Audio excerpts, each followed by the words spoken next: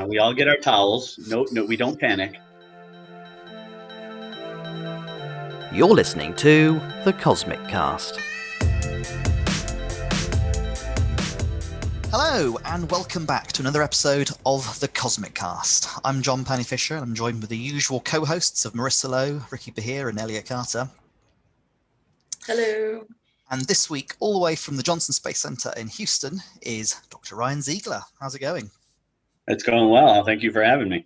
No, our pleasure. So, yes, you are the Apollo Curator. I mean, that sounds like a very glamorous job. It sounds good. It sounds good. It is good most days. Some days there's some stress, but that makes it fun. Yeah, absolutely. So I guess for people who may not be too familiar then, I guess, with, what goes on at the Johnson Space Center, perhaps you could give a bit of a rundown about what sort of goes on there and sort of what your role is in terms of the Apollo collection. Well, I mean, the vast majority of what happens here at Johnson Space Center has nothing to do with us. It's the home of human spaceflight, and so all the astronauts are here and mission control is here, and so that's the main function of Johnson Space Center. But tucked away in one little corner is us. It's the Astromaterials Materials Acquisition and Curation Office. And so if it's a rock from outer space, it's our job, and it belongs to NASA, that it's our job to take care of it. And so the original collection we had were the Apollo samples that came back in late 1960s, early 1970s, and over the last 5 decades or so, we've added about 8 or 9 more collections. It's not that we don't know how many we have; it just depends on how you want to count. So that's we have a whole building full of people here whose job it is to curate those samples. Yeah. So I guess, what does curating really entail in this context? Because presumably a lot of them are just sat in a safe, with not much happening to them. Yeah, I mean, curating means we're trying to keep it in as close to the original condition as we can, reasonably speaking. I mean, the moon is a hard vacuum. The moon has wild temperature swings. We don't have that in our lab, so we store the samples in dry nitrogen, and that keeps the oxygen and the water in our atmosphere away from them. We're trying to keep them from altering in the Earth's atmosphere, so that scientists now, even 5 decades later, can still do useful scientific studies on them. Yeah, because I guess it's quite a big task of what you guys do as well, isn't it? Is sort of portion off bits of sample and do all the sample prep before sending them out to academics across the world. Right. I mean, keeping the sample safe is our main purpose, because if the samples aren't safe and if they aren't clean, then you can't get any more science out of them. But it's not a museum collection, or it's not just for display, because museums also allocate samples for research as well. But we want scientists like you to study the samples. And so when scientists put a request in, we do our best to get them exactly what they need, as long as we don't have to put the overall health of the collection at risk. And so if somebody asks for all of a sample, we'll say no. If someone asks for 0.5% of a sample, well, then we'll have a conversation and make sure that the science is good. But assuming it is, and it usually is, then we're happy to get them the samples they need to do the research they want to do. I guess oddly, it's thinking about the sustainability of the collection, not just chopping it all up and giving it away as soon as you can, trying to preserve it for lots of generations of geoscientists to come. So when we say, the sample collection, how much is that? Some of it might be secret, but... So, I mean, originally there were 382 kilograms that was spread across about 2,200 individually numbered samples. We still have about 84% by mass that will in what we would call pristine state. And for us, pristine means we've never allocated it, so we understand the conditions it's been exposed to. Now, we don't have 84% of every rock left, and for some samples we have only 40 or 50% left. But in general, we have a 50% retention rule where we never go below 50% by mass of an individual sample, trying to save some of that for future generations. Now, of course, it's been 50 years. And so the reason I said 40 to 50% is for some of our very popular or very small samples, we are starting to creep into that safety zone, but or that reserve zone, I should say. But I mean, it's for good science, and we're going to get more samples, right? So it's good. I guess that's might be a silly question, but what makes a sample popular? What are the most popular? Yeah. Usually, Usually the smaller they are, the more popular they are. No, it does seem that way. No, seriously, the 2 or 3 most popular samples we have weigh less than 10 grams, whereas we have some samples that weigh 10 kilograms. So what makes a sample popular usually has to do with its uniqueness. The samples that are most popular are what are called creep basalts, and I understand that's a fairly esoteric. Most people may have heard of a basalt, but this is a very specific type of basalt, and it is the only volcanic version of this rock anywhere that's been found on the moon. And so that's the key sample for so many studies, and one of them weighs 3.5 grams, and one weighs about 7 grams. So we have 10 grams of it total for 50 years of study, where a typical study might need 1 gram of it to do some kind of isotopic analysis. I mean, scientists and their instruments are getting better in terms of mass that's needed, but you still need a certain amount of material to make sure it's representative of the whole rock. And so those are 2 of the samples that we struggle with the most in terms of still getting science out of them. So how was the curation facility first set up? Was this planned when the Apollo missions were planned as well, or was it a case of when they were returned, then it was developed? No, they planned ahead on this one. They didn't plan ahead on all aspects. Ask me about how we number them later. But for the facility itself, it was planned far ahead. But part of probably the main reason for that was they were worried about biology, and so they didn't want the whole War of the Worlds, Andromeda strain, with exactly what we're worried about now for Mars. Back then, we didn't know we didn't have to worry about it on the moon, and so we didn't know entirely. We knew it was an airless body, but we didn't know there was no life on the moon. So they designed the original curation facility as a quarantine, sort of the equivalent of a biosafety level, a BSL-4 lab now. And so they started that years ahead of the first launch, and there was a big panel. NASA is not what you would call a regulatory agency. We can't impose restrictions on other people like, say, CDC can. The CDC can make people do things. We can't do that.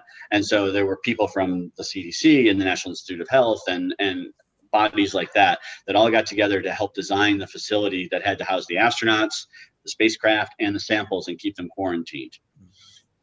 And they started that they started talking about it as early as 1965, 1966, and they started building in 1967. So they started building it 2 full years before the samples came back. So I guess a lot of these safes and lab stuff are quite old now then. Have you had to do much in the way of upgrading of units or anything over the years? Yeah, actually we did, because once they got the samples back, real quickly they realized there's no life in these. I mean, they did all of the testing to prove that, but also just the nature of the environment and how much radiation there was and how much micrometeorite impacts. They were pretty soon realized there's no life in these. And so what they had designed was a negative pressure facility where everything leaked in so it could keep any bugs contained that got out. But that's not how you would curate for inorganic cleanliness. Then you want a positive pressure lab where everything leaks out. You can't redesign a lab from scratch. You have to build a new lab. And so by late 1971, early 1972, they had actually moved the Apollo samples from the original lab, the Lunar Receiving Lab, to a temporary lab in the building I'm talking to you from right now. And then in 1978, they built a new custom facility that was a positive pressure lab. With that said, within the lab since 1978, not much has changed. It's very retro, which is now cool, I guess. It's great. The nature of what we do allows us to not need to upgrade things very often. We don't have a lot of fancy instrumentation and stuff in the lab because that's the scientist's job. The outside scientists, we as curation scientists, our job is to try not to alter them, and most studies have some way of altering them. And so our stainless steel cabinets are 40 years old, but they're still in really good shape. Our labs are well maintained. We do a lot of preventative maintenance, stuff like that. So. And I guess it's nice that the cabinets that you have, I'm right in thinking it's like 1 per Apollo mission, isn't it? So the Apollo 11 cabinet has only ever seen Apollo 11 material. Is that how you sort of... It's only ever seen them unless we clean it. And so, and in fact, so we have 8 processing cabinets in the lab for 6 missions. And partly math is hard for us. But the main real issue is that Apollo 16 and 17 brought back half the mass. And so about half of our requests come from Apollo 16 and 17. You can only open 1 sample at a time, and so it creates a logjam. And so we have multiple Apollo 16 and 17 cabinets. If we need to, we can clean a cabinet with ultra pure water and then repurpose it for a new mission. And in fact, right now we have done that. We have taken our extra Apollo 16 cabinet and made it an Apollo 17 cabinet. So we have 3 Apollo 17 cabinets right now, just because we have a huge number of Apollo 17 requests. And so it takes time to do that, but it's safe to do it. And this lets us get samples out to PIs a little bit quicker, even though nothing is quick for the last year and a half or so. Yeah. So how many people deal with all of these requests for samples? So different people have different roles in dealing with the requests. So if you wanted samples, I would say no. But if you could still put a request in. No, I'm kidding. So you would email the request to me, and all the instructions are on our website on how to do that. And then myself and my deputy curator, Juliana Gross, we would review them for science, just to make sure they're reasonable and there isn't anything that's been overlooked by the PI, like they forgot to say how much mass they wanted or something like that. From there, it goes out to a committee that used to be called CAPTEM, Curation, Analysis, and Planning Team for Extraterrestrial Materials, and is now called AARB, the Astro Materials Allocation Review Board. It should be called panel, but apparently AARP was taken, and it should have been called ARG. It should have been group, so we could have been pirates. But anyway, it goes off to an external review panel, and they will review it and try to make the decision, not the decision. They will make a recommendation whether the science that is proposed is worth the amount of sample it will take. And then they make a recommendation to me, and I say yes or no. And at that point, we have what are called processors, and they're the ones who physically touch the samples. And so they're up in the lab right now doing all the hard work of actually breaking and bagging and preparing the samples for the scientists. So we have people who deal with mostly with the science side of things, and people who deal with the physically manipulating the samples. Is most of your day job then just reading these various proposals that get sent to you, or do you get much of an opportunity to get your hands on sometimes? Well, I mean, I was up in the lab right now. It's usually the former. I spend most of my time doing email, unfortunately. But I mean, it's important and it's great.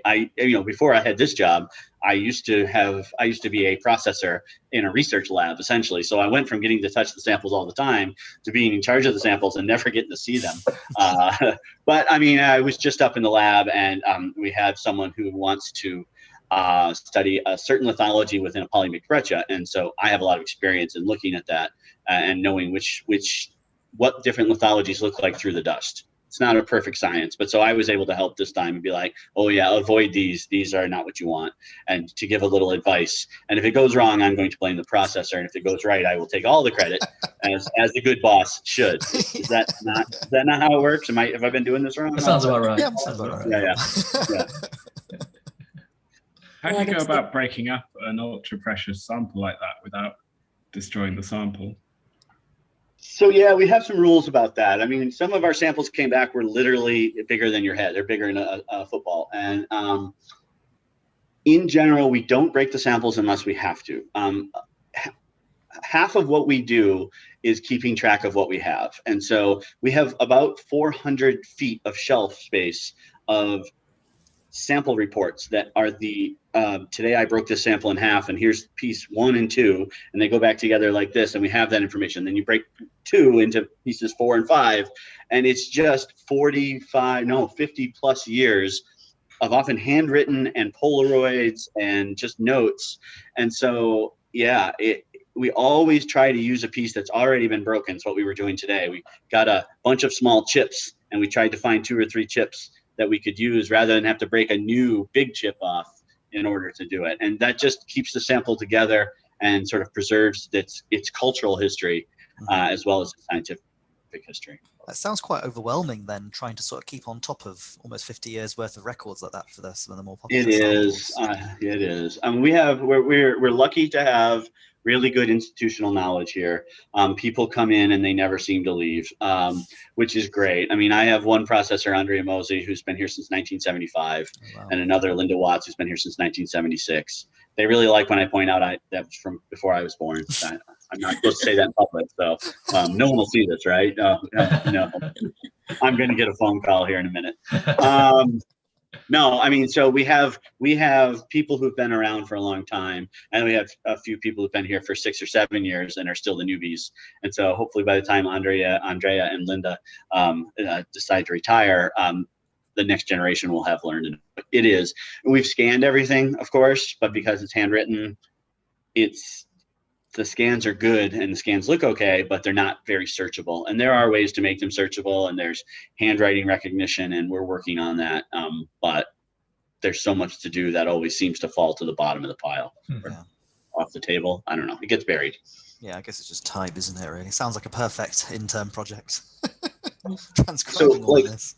maybe within the first 6 months I was here, we were in a meeting, and it was right after I'd taken over as the curator, and I was young and dumb, and now I'm older and dumb. And I made the mistake in a meeting of saying, like, when we get a little bit of time to ourselves, I have a list of projects when we get to the lull, in activity.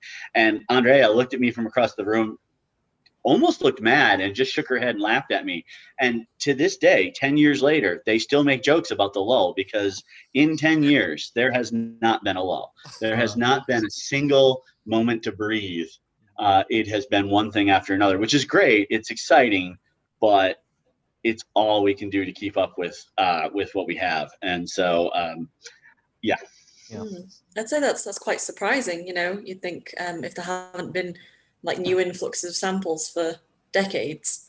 So I guess my next question would be, when there are future sample return missions, what are the plans for those? Would they be housed with you, or? So that's still being decided. Part of it will depend on the nature of the new samples. So if Artemis brings back Apollo-like samples with not a lot of frozen samples or not a lot of cryogenically preserved samples, then there's no reason they can't be put into the same lab with the Apollo samples.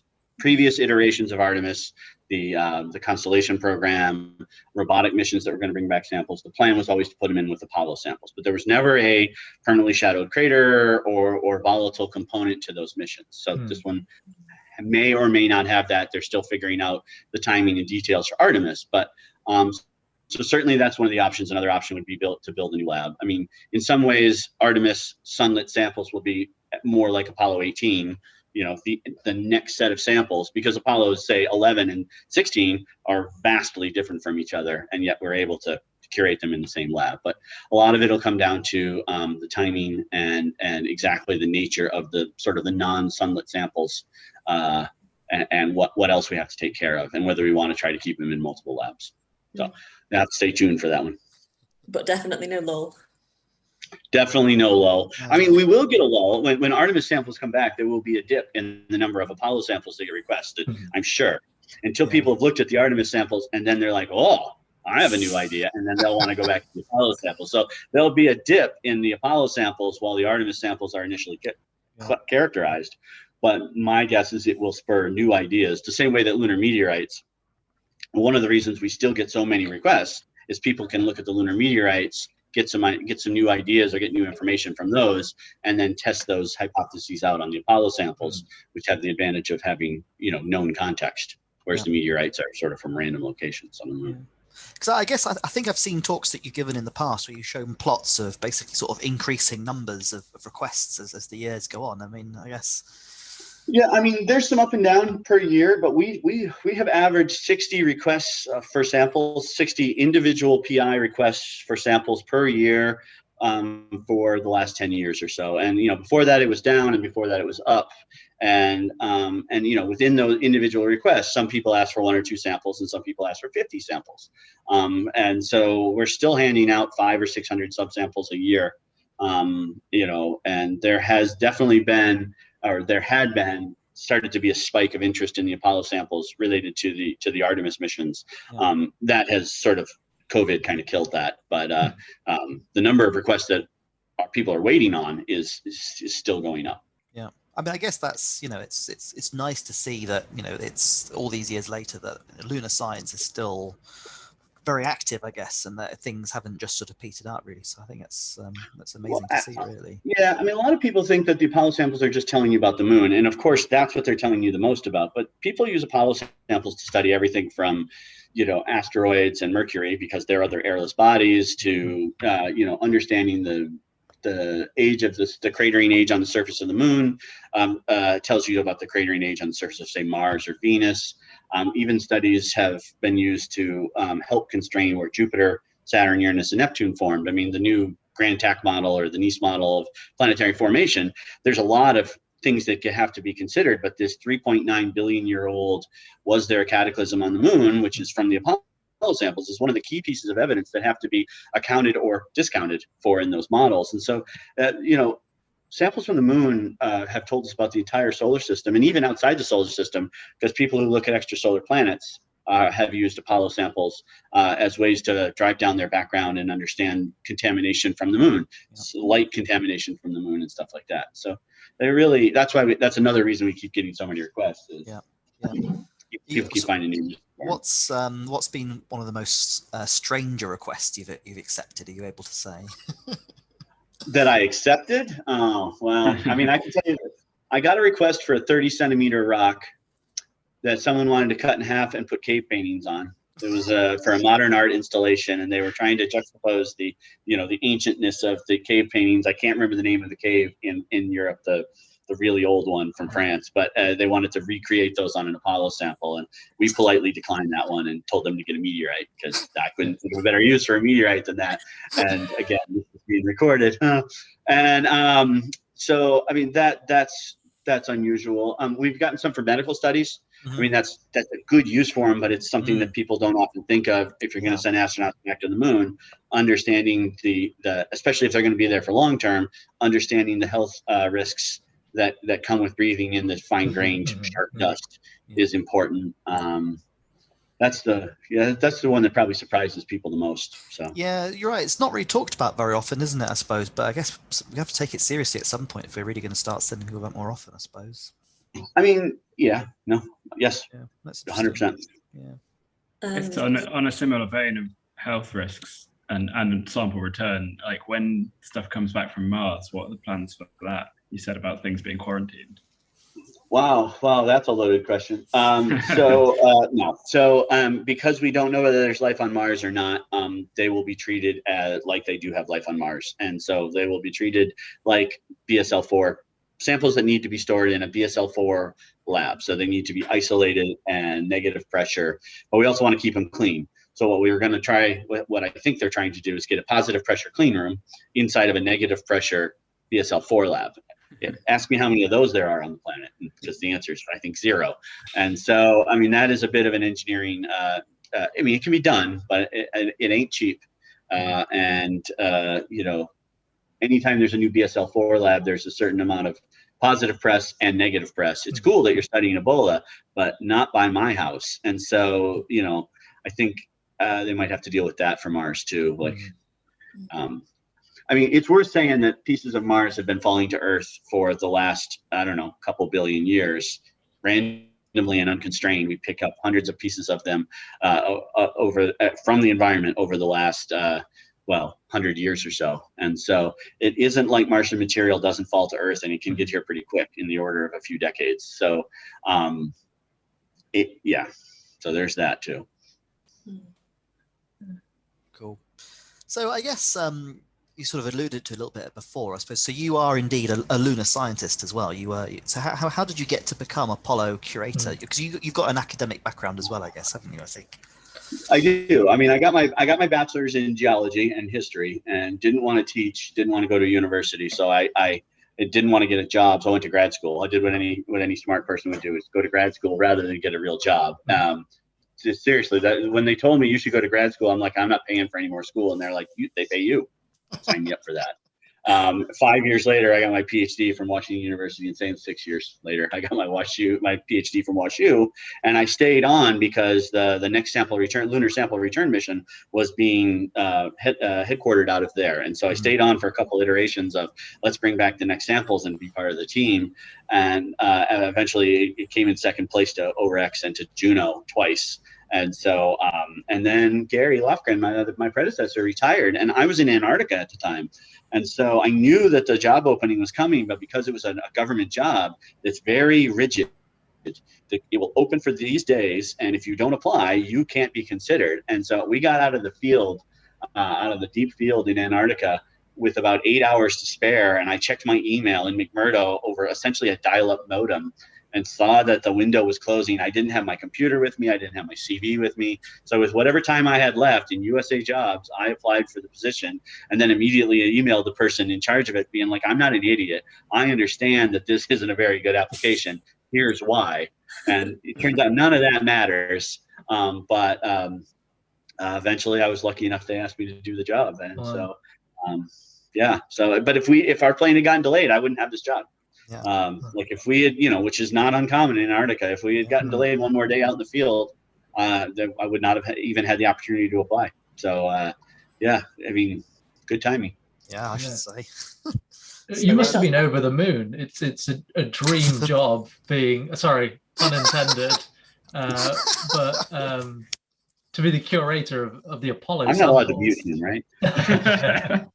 No, it is. I mean, it is. The only drawback is I used to have more time to do research, and now my job is mostly to enable other people's research, and I'm really happy to do that.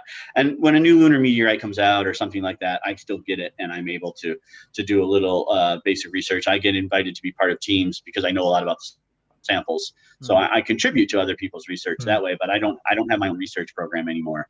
The only other part of that's we did. I say we don't do much to the samples, but we were able to get a CT lab up and running, an X-ray computed tomography lab up and running here. We stole that idea from the Natural History Museum. So hi, Carolyn. But we're taking full credit for it now. So like with the samples we were getting ready today, we're going to CT scan them before we send them to the PI, because they're going to dissolve them in acid as part of their study, and they don't have a CT scanner. So we will be able to make sure we're sending them the right sample. And the reason we were doing it today is because the first sample we separated out, when we looked inside, there's like, oh no, that's really important. Let's not send that off to be dissolved. Let's find a sample that's better for what they want to do.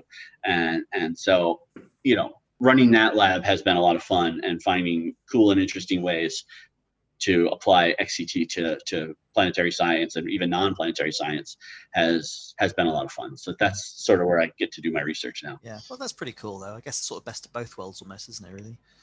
Yeah. Yeah, I mean, I got to go out to Diamond Synchrotron for a study that was related to our CT lab and stuff like that. So it's not like it hasn't had its opportunities. Yeah. So I guess it would be a lofty goal of the CT stuff would be to sort of process everything that you have, or is that just not reasonable or realistic? Well, it would take a long time, and that's fine. We got time, and I being the Apollo curator, I talk about it for the Apollo samples, but it's equally applicable to the Antarctic meteorite collection. Yeah. And we've even found ways to scan not stardust aerogel, but other types of aerogel and stuff like that. So it has applications even for other collections, maybe even for upcoming collections like Hayabusa 2 or OSIRIS-REx, although I don't want to speak for those teams. And so, yeah, so it has been, eventually we will scan more of the samples. We will always keep a portion that is not scanned, because while the x-rays are non-destructive, or mostly non-destructive, there is some worry about what it does to the radiation history of the sample. Basically, it overwrites the cosmic radiation history of the sample. It doesn't affect the isotopes, but if you want to do, say, thermoluminescence, then you would be hard pressed to do it. But that's easy to preserve that, because we have many subsamples. And so, we just don't scan whole rocks. And so. No, that makes sense. Yeah, because I guess in general, though, it's a useful record to have, isn't it? I suppose the more of this kind of digital information that you can keep, the better, I suppose.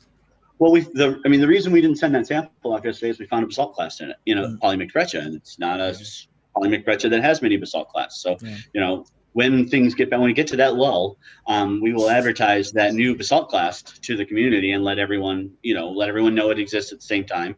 I don't think people have enough information from this to know what to apply for. And then hopefully some accidental, serendipitous science will get done. I mean, we found it by accident, but people will then use it for good stuff. Yeah. So you said a lot of the people working at the facility have been there quite a while, and that's obviously a benefit. But are there many opportunities for, say, younger generations to get involved with working there? Sure. I mean, when we hired Lacey Costello about a year ago, we hired her about 2 weeks before this whole pandemic thing started. So she's lucky her. She hasn't been in the lab much. I guess it's been 2 years now. Sorry. Oh, yeah. Hopefully she won't see this. Anyway, so we do hire new folks, maybe one every other year or so, because what we're doing is expanding. So we have more to do. So we aren't just waiting for people to retire to bring in new people. And so, Scott Eckley, who runs my CT lab, he's entirely new. And so he's still a grad student, but he's a really good grad student. So he gets to run the lab. Nice. Nice. So let's hope he watches this. Yeah. He paid. What are you talking about? He's just off camera with a $20 bill. That's curators will work for food. Yeah. I guess something I've always wondered, I suppose, being down in Houston, how much do you panic every time there's a hurricane alarm or flood alarm warning going off? We all get our towels. No, we don't panic. We have a procedure. We're NASA. We have a procedure for everything, but we have an 80-page procedure on what to do with the facility in terms of if a hurricane looks like it's going to hit us. And last fall, a Cat 4, Cat 5 hurricane just missed us in Laura. And that was during the pandemic when really no one was allowed. And so normally 30 or 40 people come in and they'll spend about a day buttoning up the facility. We had about 10 people. And still only had about a day or two to get ready, and because we were just in the air ellipse for that storm. And so we prepared ahead of time. We back in May, we thought, okay, we're not gonna be able to work in the labs for months, it looks like, and we partly went into hurricane mode and put everything away we could have, and we practice it every year and we plan ahead. The lunar lab, the lunar building, is specifically designed to be hurricane resistant. I used to say hurricane proof, but I got kind of yelled at about that because, don't tempt fate kind of thing. But it's good for a Cat 4 hurricane is what they tell me. I really like to not test that. And a lot of our infrastructure systems are hardened. And so we should be okay even from a direct hit from a big hurricane because of that. And so preparation, both in the past and now. Yeah, that's fair enough. Actually, were you affected by the snow very much? Was that a bit too far south? Was that mostly northern Texas? Well, we didn't get the snow, but all of Texas lost power for a week. So that we were affected by that. But strangely enough, not strangely, NASA didn't lose power. And so they took down parts of the power grid, but NASA is one of because Mission Control is here, because people's lives are on the line, NASA JSC never lost power, and so didn't even reset our computers. And so Johnson Space Center was not directly affected by it. As far as I can tell, we had no negative effect to any of the labs. Even from the cold, we didn't have any pipe freeze or anything like that. Individual people at their homes, they had a much harder time with no power and no water for many of them for 3, 4, 5 days. And so it was a fun time. Crazy stuff. Reminded me of being in New York. Reminded me of being back in New York. It was great. Yeah. I went outside walking in my shorts just to wave at the neighbors, and they don't like me. It's fine. They like me anyway.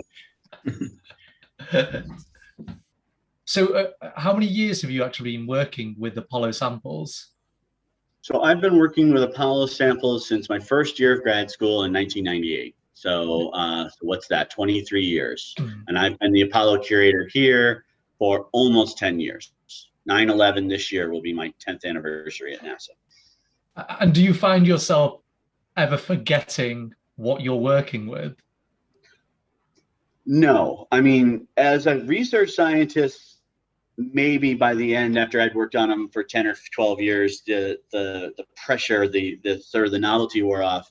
Now, I mean, I used to joke, and it's not really a joke, that this job is equal parts excitement and terror, because if you have a bad day, if something goes wrong in the lab, you can contaminate a sample or a whole batch of samples. And so we're always paying attention to that. And so you're always mindful that you have not only, you have sort of the legacy of everyone who came before you, the Apollo astronauts, some of whom passed away in the process of getting the samples. So it's sort of a very, it never goes away. You always remember it. And if it does, then those are the people who don't stick around in the lab very long, I think. Yeah. Well, I guess on that note, we have a final question we'd like to ask you then, unless anyone wants to interrupt me before I ask it. But no, we're all good. So you've been working there for a long time, if you don't mind me saying. But let's say you didn't manage to send off the application, the plane got delayed, and you had to choose some completely different course of trajectory of your life. What do you think you would have wanted to do instead? Outside of science? Be it in or outside of science. If it was outside of science, some sort of outdoor guide or something. The only thing I like as much as, planetary science is being outside and traveling and so being some sort of whitewater rafting guide, or, someone whose job it is to take people out into the wilderness. I did something called NOLS, National Outdoor Leadership School, where they take you out and teach you how to be a better leader. It didn't work for me, but, they teach you that stuff. But that type of job where you're outside, but you're still interacting with people would be amazing. Yeah. And so finding another path in science would have been okay, but I think that's always my fallback, or open a coffee shop. I really like coffee. Wow. Yeah. I was going to say, so your other choice is almost the opposite of what you're doing at the moment. Yeah, fair enough. I mean, yep. Yeah. That's great though. Yeah. I personally said fly fishing. I'd want to be a fly fisher if I had a different choice, but yeah. Never too late. Never too late. Yes. Yeah. Anyway, Ryan, thank you very much. That's been a fantastic conversation. Really appreciate you giving us your time to chat to us. And then all you lot in the audience, if you want some more Earth and planetary science content, you'll find us on all the various social medias. The links are on the screen now and in the episode description. But until next time, we'll see you again very soon. Bye. Bye. Bye. Bye. Bye. Bye.